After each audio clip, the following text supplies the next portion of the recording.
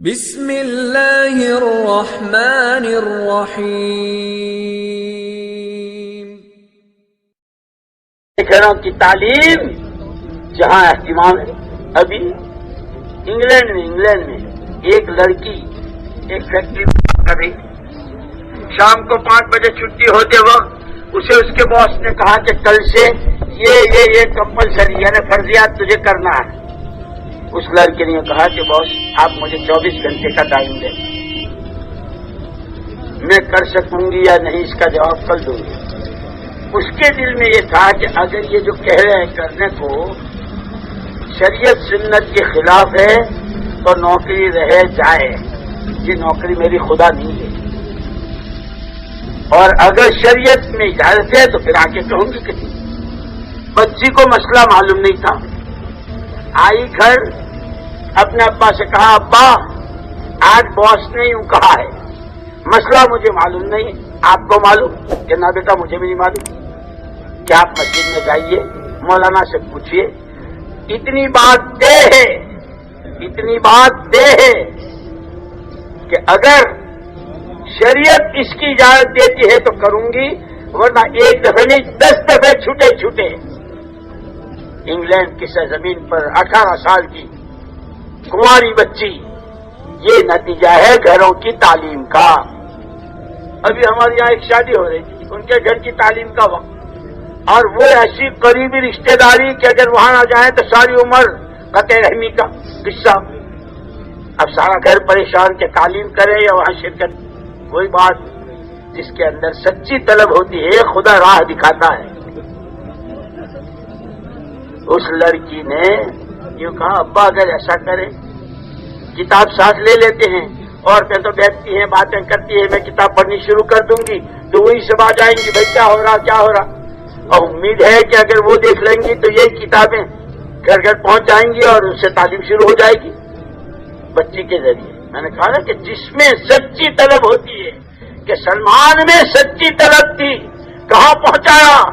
اب انتظار ہے جب قربانیاں اپنی سطح کو پہنچتی ہے، خدا اپنے غیبی نظام کو حرکت میں لاتے ہیں۔ میری جو فلاں حضرت سے اور میری جو فلاں حضرت سے، وہ تو مجھے ذاتی طور پر پہچانتے اور میں تو ان کی سب، اس سے نہیں ہوتا۔ چلو کھپو مرو، کسی کو تانا مت دو۔ دین کی جو محنت جہاں جس طرح ہو رہی ہے، کسی پر زبان مت کھولو۔ علماء کا احترام، عوام پر شفقت، اپنی محنتوں کو صحیح نہج کے ساتھ کرنا۔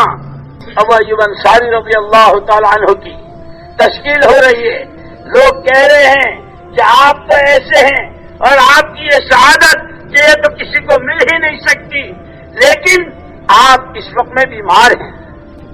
ہاں بھائی بات تو صحیح ہے، جو نسبت، جو خصوصیت، جو فضیلت مجھ کو حاصل ہے وہ تو دنیا میں کسی کو حاصل نہیں ہو سکتی، لیکن انفروا خفافا وثقالا، نکلو اللہ کے راستے میں ہلکے ہو یا بھاری۔ اس آیت کا کیا کروں، یہ مجھے چین سے نہیں بیٹھنے دیتی۔ مدینے کا ہر محلہ، ہر محلے کی ہر گلی کا ہر گھر کا ہر فرد، بچے آ رہے ہیں، حضور فرمائے تم تو ابھی چھوٹے ہو، تدبیریں کر رہے ہیں، ہمارے تو اچھے پہلوان تدبیریں کر رہے ہیں اس راستے سے۔ دیکھو میں تو کہوں گا نہیں، امیر صاحب تو تم کہنا، یہ تو بیچارے بہت قربانی والے ہیں، بہت پرانے ہیں، اور ماشاءاللہ کام کو تو اس وقت میں ان کی تھوڑی سی ایک مجبوری ہے۔ میں نہیں کہوں گا تم ذرا مجھے چھٹی دلا دیں، ہم تو بھاگنے کی تدبیریں کرواتے ہیں، کام کو کام بنائیں گے۔ اس وقت تک کام نہیں بنتا جب تک کہ ہمارے اندر کے جذبات خدا ہمیں زمینوں کا دامن بنا دے، اللہ کے راستے کی نقل و حرکت کرتے بچے آ کے پنجوں کے بل کھڑے ہوتے ہیں، اللہ کے اصل میں تو لمبا ہوں۔ ایک آتا ہے وہ کہتا اجی آپ نے مجھے رد تو کر دیا اور واپس تو کر دیا، لیکن بات آپ ذرا سا میری کشتی تو کرا دیجئے ان سے، دیکھنا آپ میں اور ان کے کان میں کہہ دیا جو ہم کانوں میں کہتے ہیں، جو ہم کانوں میں کہتے ہیں اپنی جان بچانے کو، اپنی بات چلانے کو، وہ اپنے آپ کی بات کہہ رہے ہیں، وہ کان میں بات کہہ رہے ہیں اپنے کو کھپانے۔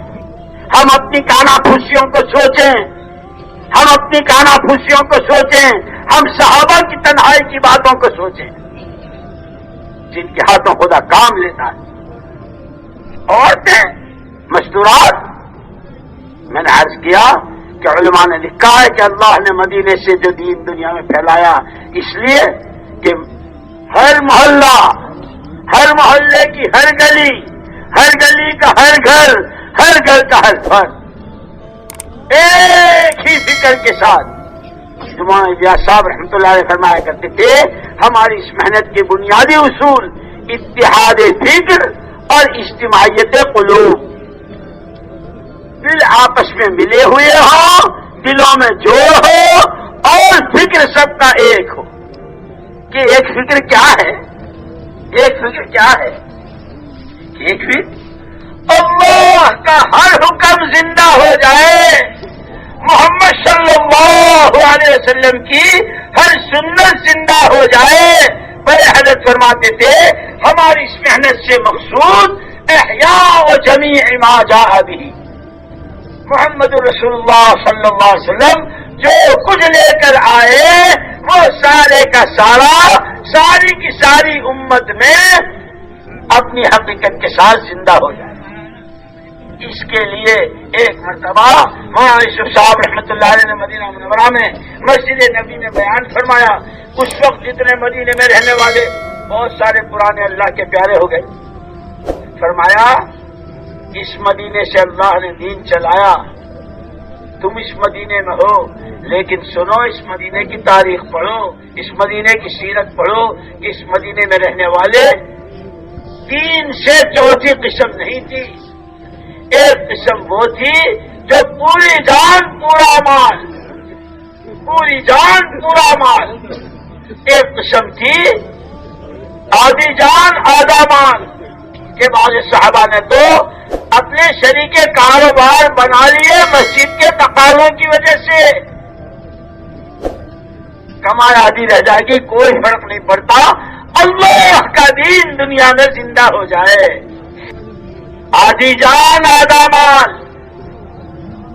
فرمایا تیسری ایک قسم تھی جب مدینہ منورہ کی تاریخ اور صحابہ کرام رضوان اللہ اجمعین کی سیرت کا عمومی جائزہ لیتے ہیں تو یہ معلوم ہوتا ہے کہ تقریباً جتنے سرایا، جتنی جماعتیں، جتنی نقل و حرکت، جتنی غزوات عام صحابہ کی سالانہ 4 مہینے کی نقل و حرکت باہر کی اور باقی کے 8 مہینے مدینے کے، ان کے بھی واقعات قرآن نے ذکر کیے ہیں۔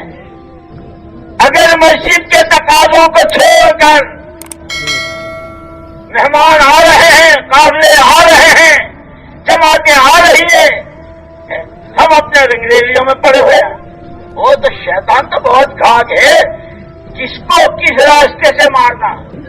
کرکٹ جانتے ہو کیسے رنگ بدلتا ہے، شیطان دائیوں پر، نمازیوں پر، چھوٹوں پر، بڑوں پر، عوام پر، خواص پر وہ رنگ بدل کے آتا ہے۔ خدا میری تمہاری حفاظت فرمائے۔